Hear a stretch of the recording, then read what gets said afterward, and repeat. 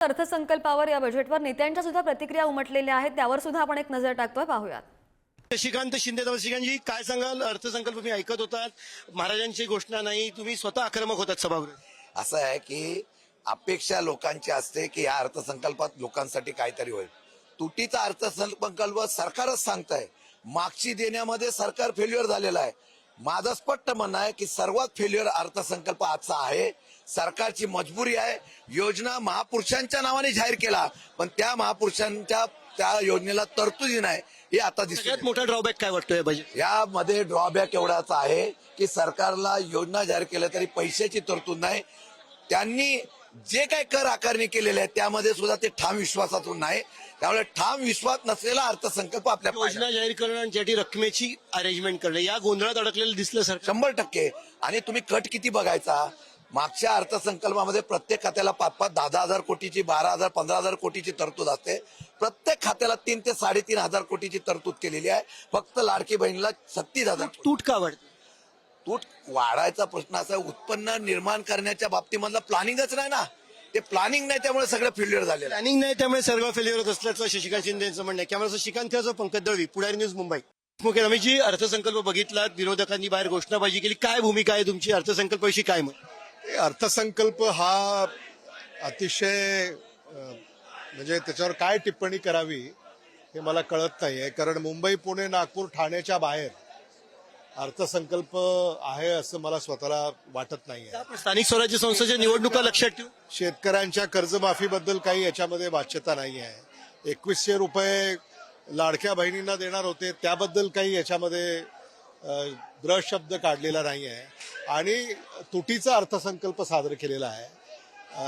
अर्थसंकल्प 7 लाख कोटीपेक्षा अधिक रकमेचा मांडलेला आहे. तूट ही वाढली आहे आणि म्हणून सरकार किंवा महाराष्ट्र शासनाची आर्थिक स्थिती काय आहे? योजना जाहीर योजना आणि त्याच्यासाठी पैशाची व्यवस्था करणं किंवा अलोकेशन करणं याच्या गोंधळात दिसलं सरकार. मला असं वाटतं की म्हणजे घोषणावीर सरकार आणि कल्पनाशूर सरकार आणि हे अर्थसंकल्प यातून आपल्याला यापैकी किती मार्क द्याल अमितजी?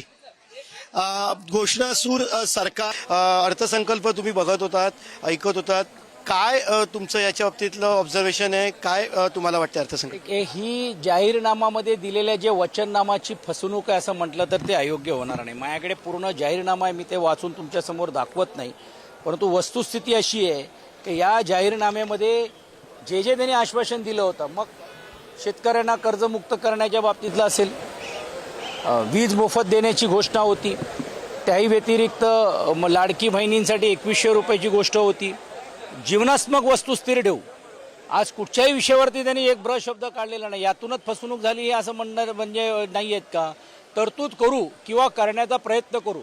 80% योजना तर केंद्र सरकारचीच आहेत, तेच त्यांनी रेटण्याचं काम केलेलं आहे.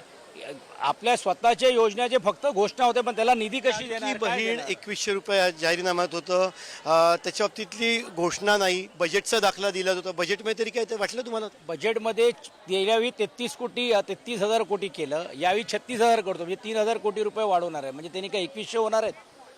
म्हणजे हे काही फसवणूक जे होत आहेत. आता नाविन्य योजना आणू आपण, वेगळी सांगतायत. त्यानंतर ज्या विधवा महिला आहेत, ज्या ज्येष्ठ महिला आहेत, त्यांच्या पेन्शनच्या बाबतीत वाढ करू म्हणून बोलले होते, कुठे ते वाढलेलं नाहीये.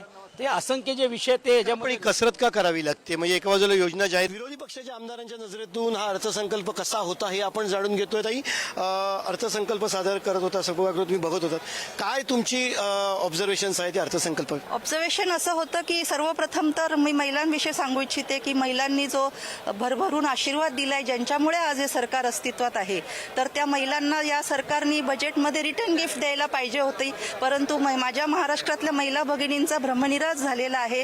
त्यांच्या झोळीमध्ये त्यांनी 2100 रुपये टाकायला पाहिजे होते, जे नाही मिळालेत.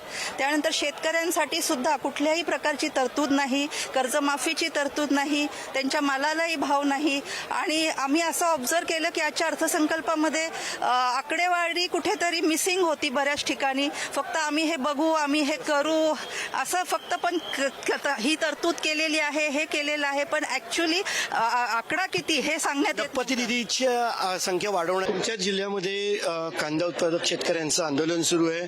त्या बाबतीतला शेतकऱ्यांचा अनुषंगाने काही दिलासा मिळेल अशी तुम्हाला अपेक्षा होती का? तो मिळाला नाही, कारण असं ठोस काही भूमिका घेतली नाही किंवा ठोस तरतूद केलेली नाही. शेतकऱ्यांसाठी भूमिका घेतली आहे. आमच्या शेतकरी कांदा उत्पादक जे शेतकरी आहेत त्यांना नक्कीच दिलासा मिळेल आणि त्यांनी कमिटी पण तयार केलेली आहे आदरणीय मुख्यमंत्री महोदयांनी आणि त्याच्यावर जी काही निर्यात बंदी असेल, बरेच जे काही अडचणी असेल त्याच्यावर मार्ग निघणार आहे. लाडकी बहीण योजना तुमच्या एक नेत्यांची अगदी ज्याला म्हणून सिग्नेचर योजना होती, सगळ्यात लाडकी योजना होती, पण 2100 रुपयाची का थोड तरतूद झाली नाही? विरोधक म्हणतात लाडक्या बहिणींना फसवलं.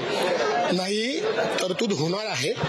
जरी बजेटमध्ये तरतूद नाही झाली तरी त्याच्यानंतर तो निर्णय घेतला जाईल. परंतु मला आपल्यासोबत सत्तेतील आमदार चित्रा वाहक आहेत. आपण त्यांच्याकडून जाणून घेऊया आजचा जो महाराष्ट्राचा अर्थसंकल्प सादर झालेला आहे त्यामध्ये फक्त आकडेवारींचा खेळ झाला असल्याचं विरोधकांचं म्हणणं आहे. 30,000 कोटीचा जवळपास बजेट जो आहे तो महिलांसाठी त्या ठिकाणी केलेला आहे. 18 नवीन न्यायालय झालेली आहेत. आता लैंगिक अत्याचारातले आरोपी सहजासहजी सुटणार नाही. फॉरेन्सिक व्हॅन या ठिकाणी आलेल्या आहेत.